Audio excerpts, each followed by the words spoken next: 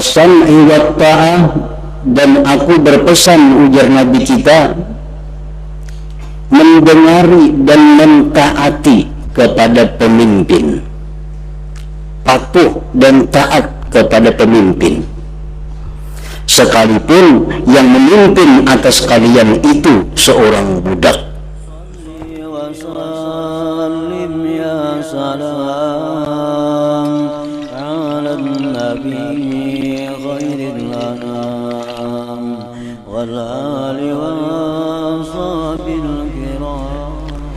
Bismillahirrahmanirrahim.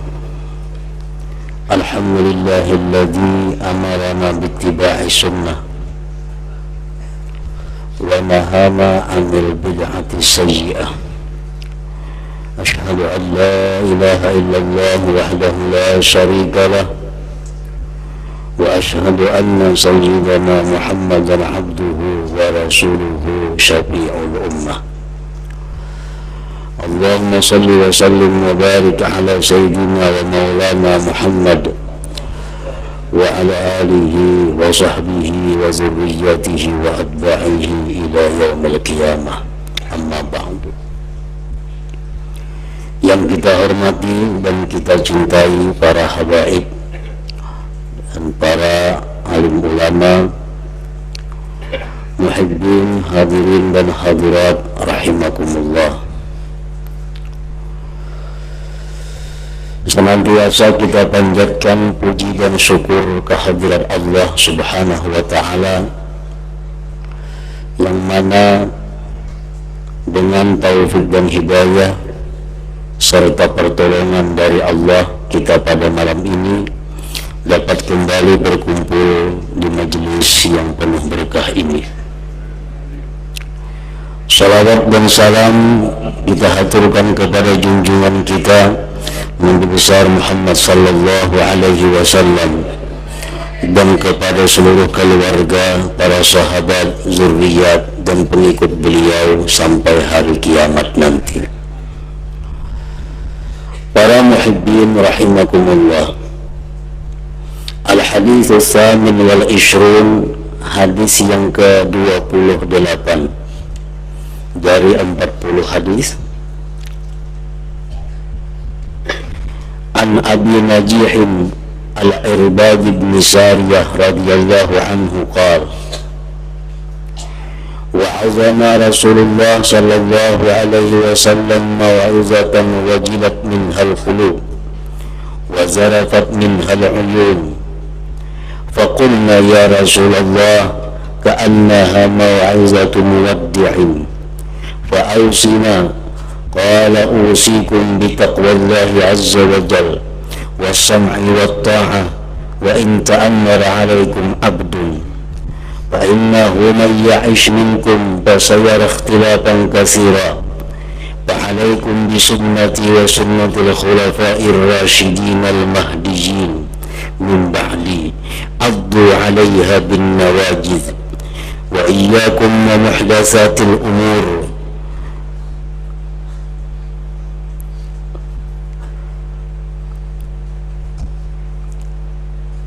wa kullu bid'atin dalalah wa iyyakum wa muhdatsatil umur wa inna kulla muhdatsatin bid'ah wa kullu bid'atin dalalah. Rawahu Abu Daud wa Tirmidzi wa qala haditsun hasan. Dari sahabat Rasulullah sallallahu alaihi wasallam, Abi Najih Al-Irbad bin Sariyah radhiyallahu anhu, beliau berkata, menasihati akan kami oleh Rasulullah sallallahu alaihi wasallam akan sebagai nasihat yang membuat hati kami takut dan bercucuran dari karenanya itu air mata kami. Suatu hari Rasulullah sallallahu alaihi wasallam di hadapan para sahabat beliau memberikan nasihat yang mana Dengan nasihat itu para sahabat yang mendengar itu menangis dan hati mereka takut.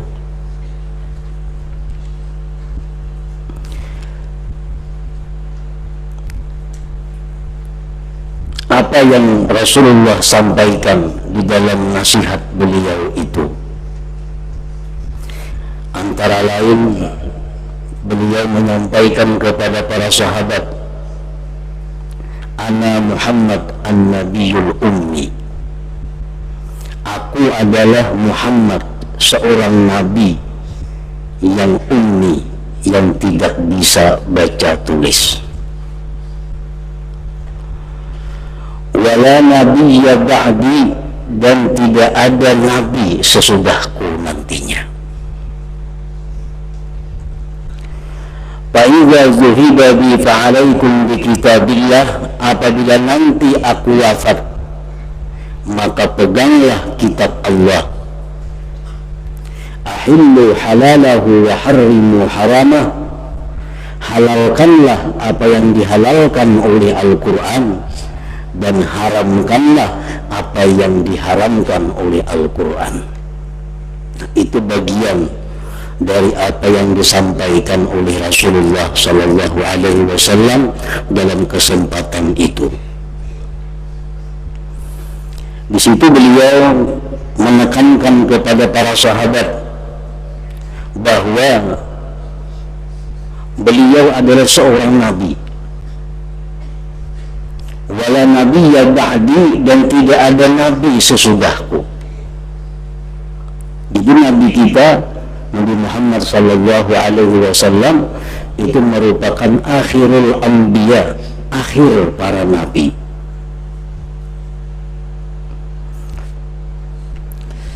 Beliau menekankan itu karena di masa Rasulullah sallallahu alaihi wasallam itu ada beberapa orang yang mengaku nabi.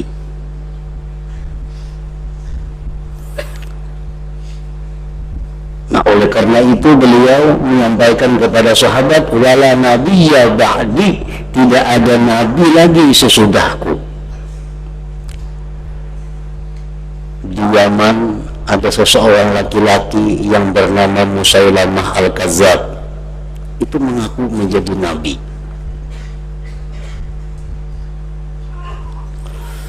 Ada seorang perempuan yang bernama Sajah bintul Haris.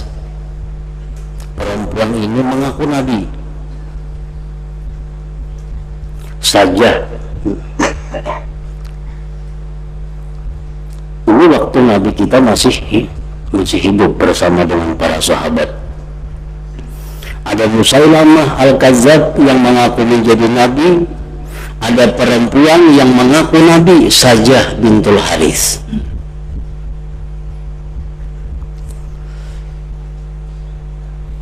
Di dalam riwayatnya, Musailamah ini mendatangi perempuan yang mengaku nabi itu.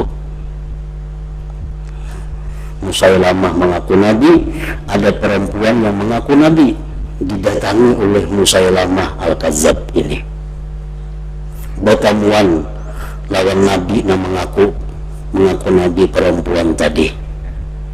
Bertemuan antara dua nabi palsu ini, akhirnya mereka kawin. Jadi laki mengaku nabi Musailamah Al-Kadzab, perempuan Sajah bintul Haris mengaku nabi. Akhirnya kawin. Nah, itu masih di zaman Rasulullah Sallallahu Alaihi Wasallam. Di antara nasihat Nabi, fa'idza zuhiba bi fa'alaikum bi kitabillah, apabila aku wafat, kata Rasulullah,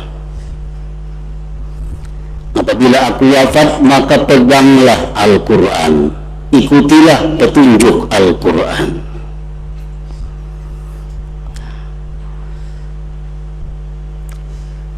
Nah, sahabat Rasulullah yang mendengar nasihat Nabi itu, mereka takut. Ini Nabi jangan-jangan tidak berapa lama lagi akan meninggalkan mereka.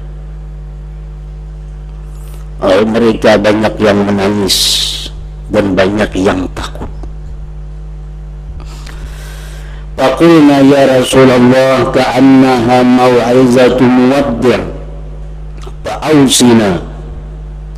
Ujar para sahabat, wahai Rasulullah, seolah-olah nasihat yang tadi nasihat terakhir, nasihat penghabisan. Fa'ausina, maka berikanlah kami satu wasiat. Berikanlah kami satu wasiat untuk dijadikan pegangan kami sesudah engkau wafat nantinya. Qala, bersabda Rasulullah sallallahu alaihi wasallam, usikum bitaqwallah azza wa jalla. Aku berpesan kepada kalian, kata Rasulullah, dengan selalu takwa kepada Allah. Dengan selalu takwa dimanapun, kapanpun, dalam keadaan apapun, tidak terlepas daripada sifat, daripada akhlak yang namanya takwa kepada Allah.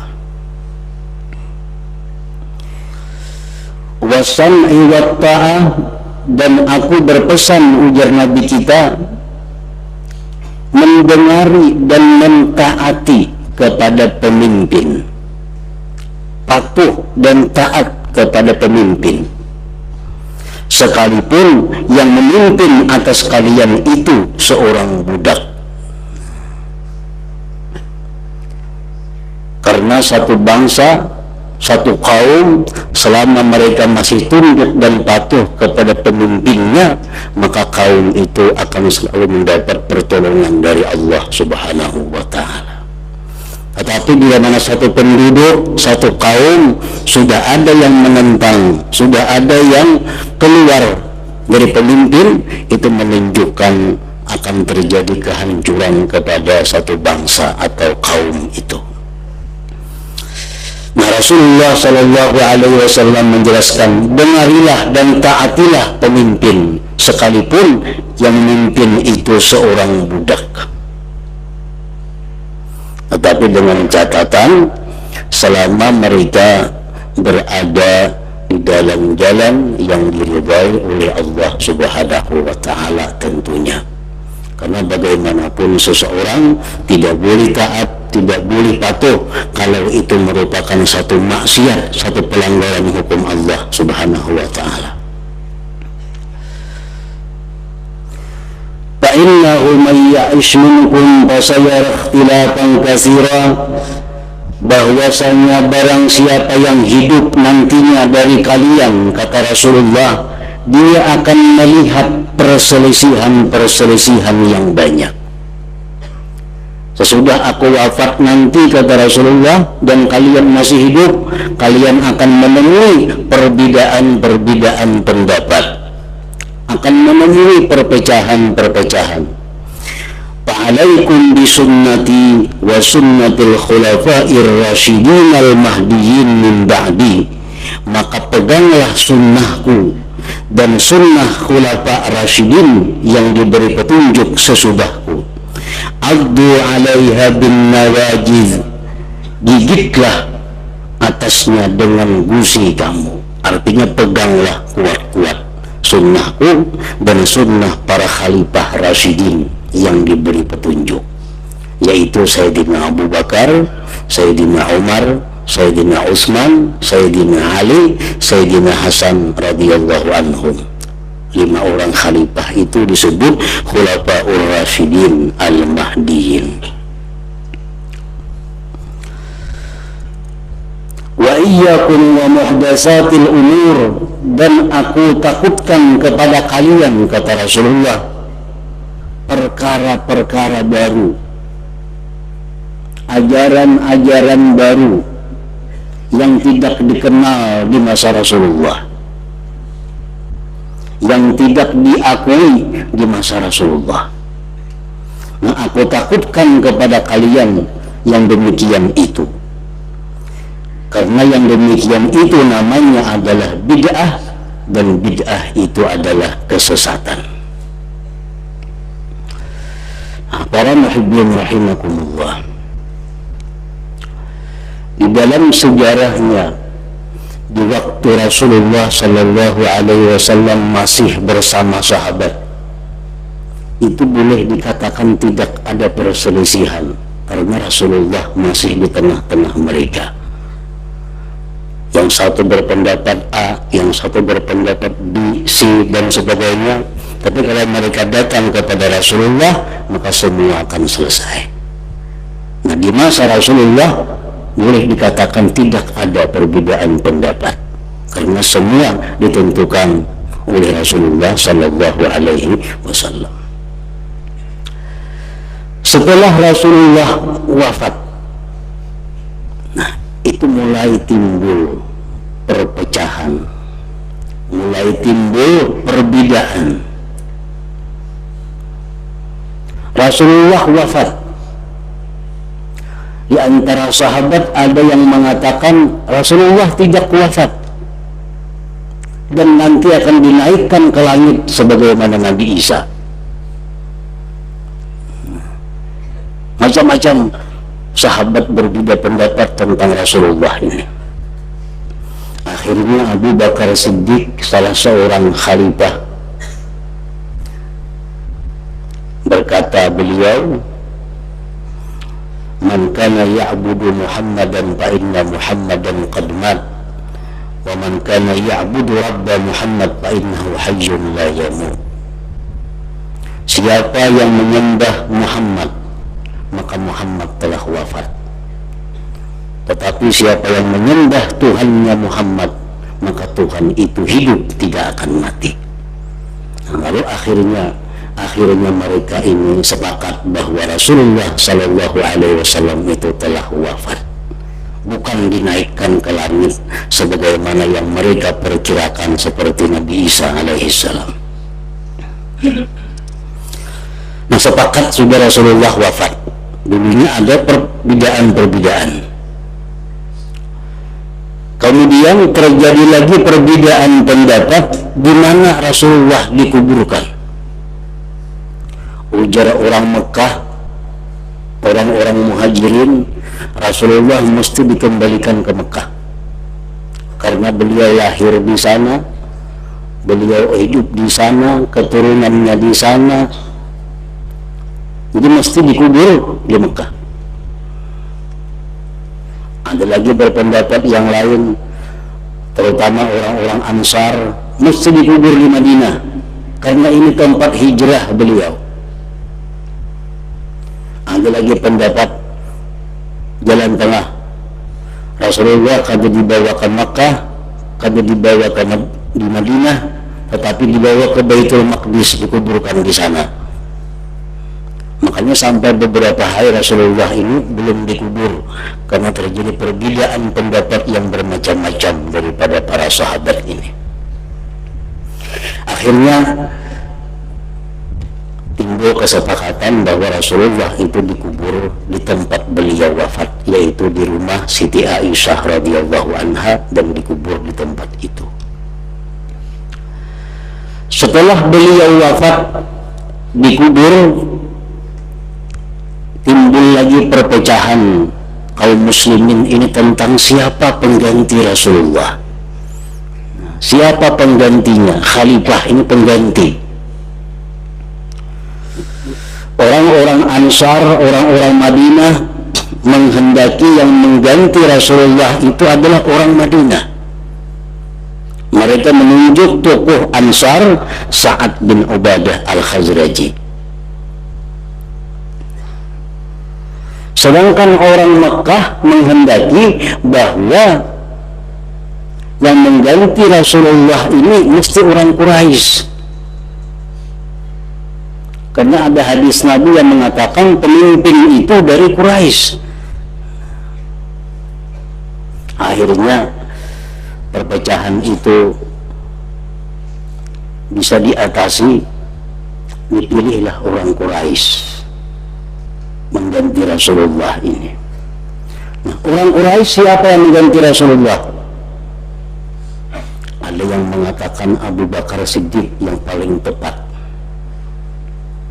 karena Rasulullah mewakilkan kepada beliau menjadi imam di masjid sewaktu Rasulullah sakit. Itu artinya isyarat bahwa yang mengganti Rasulullah adalah Abu Bakar Siddiq. Ada lagi yang mengatakan bahwa Abu Bakar kada cocok jadi khalifah, mestinya Umar bin Khattab.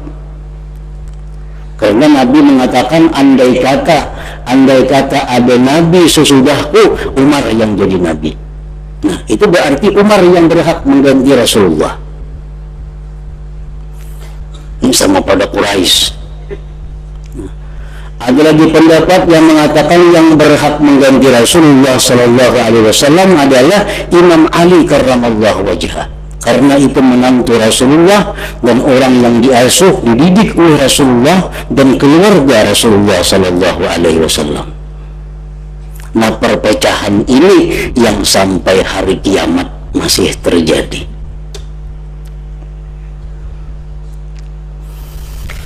Para muhibbin rahimakumullah.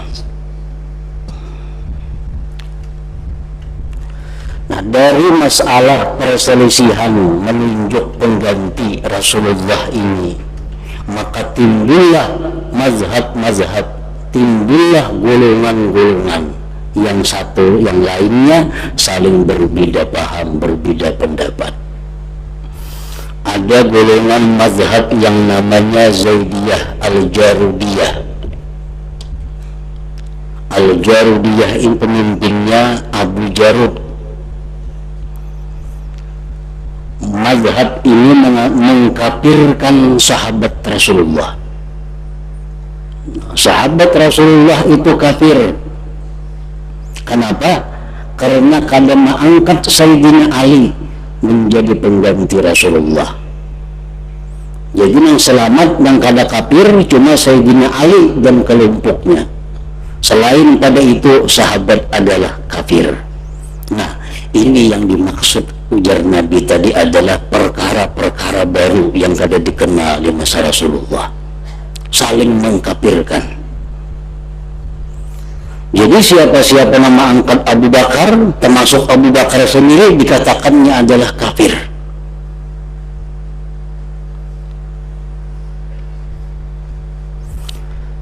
Dan golongan Jarudiyah ini juga yang berpendapat bahwa orang-orang yang melakukan dosa besar itu kekal dalam api neraka. Nah, golongan ini juga. Kemudian muncul lagi golongan atau mazhab yang disebut Al-Kamiliyah. Pemimpinnya bernama Abu Kamil. Nah, mazhab ini adalah takfir sahabat, mengkafirkan sahabat. Karena sahabat itu kadang mengangkat Sayyidina Ali menjadi pengganti Rasulullah. Dan golongan Kamiliyah ini juga mengkafirkan Sayyidina Ali dan kawan-kawannya karena kadang memerangi kelompok yang kadang mengangkat mereka. Jadi kan ada lagi sahabat yang Islamnya kafir semuaan. Abu Bakar, Umar, habis kafir. Kenapa kafir? Karena kadang mengangkat Sayyidina Ali. Sayyidina Ali kafir juga karena kadang melawan.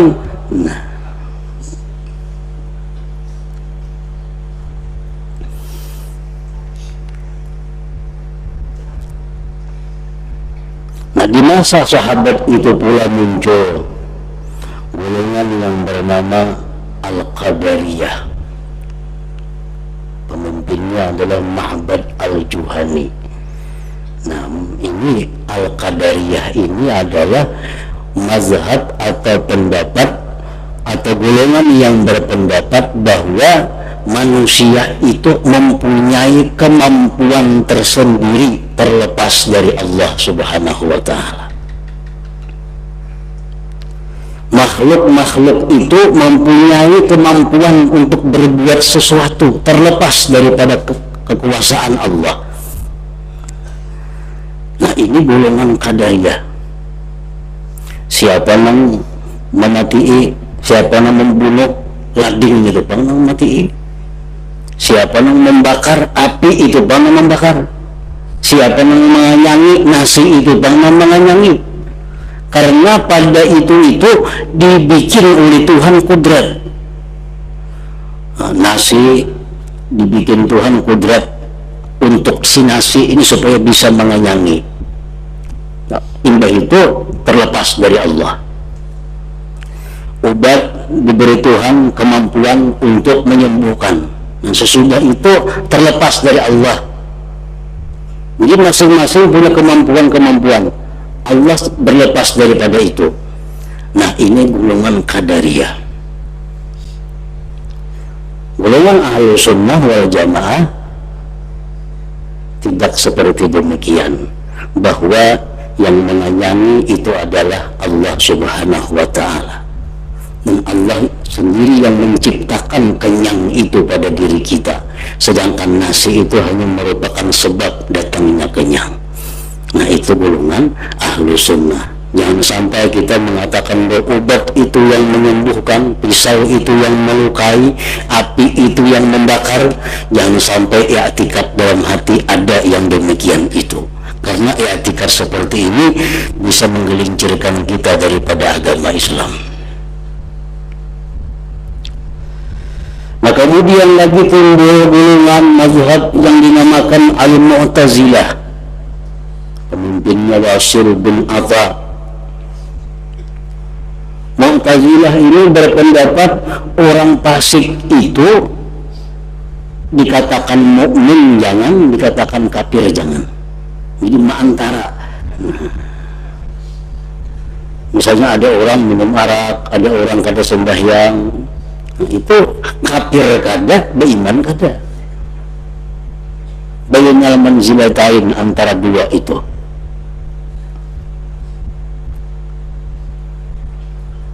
Nah, ini golongan Mu'tazilah. Antara lain mereka mengatakan bahwa adalah Al-Quran itu baharu. Al-Quran baharu. Sedangkan kita Ahlus Sunnah mengiktikadkan bahwa Al-Quran itu adalah kalamullah. Kalamullah adalah qadim.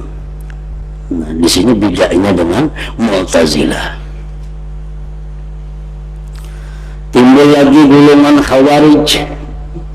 Nah, Khawarij ini mengkafirkan Sayyidina Ali, mengkafirkan Utsman, mengkafirkan orang-orang yang terlibat dalam perang Jamal, mengkafirkan Muawiyah dan sahabatnya.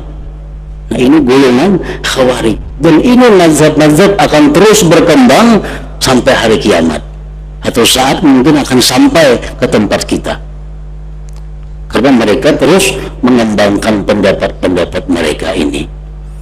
Nah, di waktu kita berhadapan dengan berbagai macam mazhab, berbagai macam pendapat tentang ketuhanan, tentang mengkafirkan orang, di situ kita berpegang kepada sunnah Rasulullah Sallallahu Alaihi Wasallam. Kita berpegang kepada sunnah Khulafa Rasyidin Al-Mahdiyyin. Kita tidak keluar daripada golongan Ahlus Sunnah wal Jamaah. Fa'alaikum bisunnati wa sunnatil khulafa ar-rasyidin al-mahdiyyin min ba'di addu 'alaiha bin nawajiz.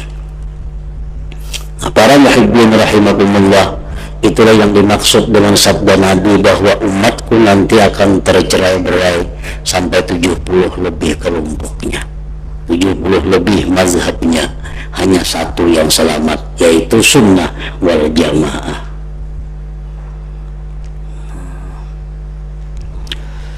Sangatlah bagus doa yang dimuat di dalam kitab Dalail Khairat yang disusun oleh Muhammad bin Sulaiman Al-Jazuli. Allahumma ya Rabbi bijahi nabiyyikal Mustafa wa rasulikal Murtada tahhir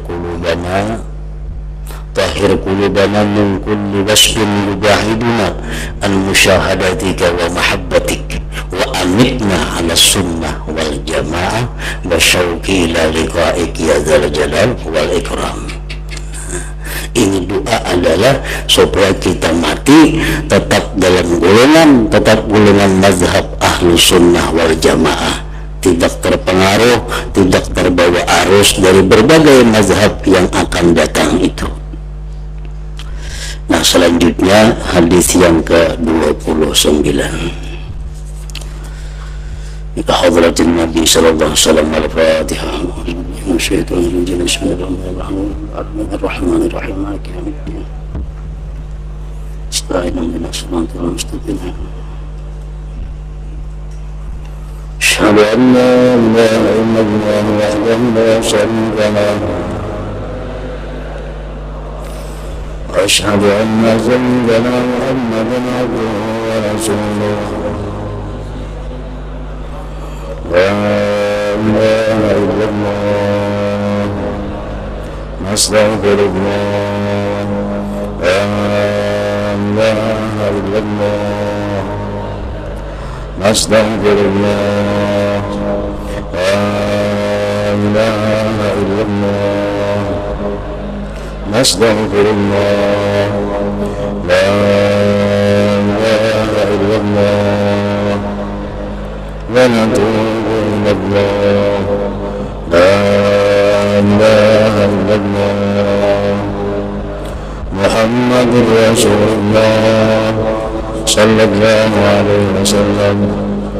فيا أيها الرجل منهم شبعة صلوا عليه وسلموا تسليما. صلوا وسلموا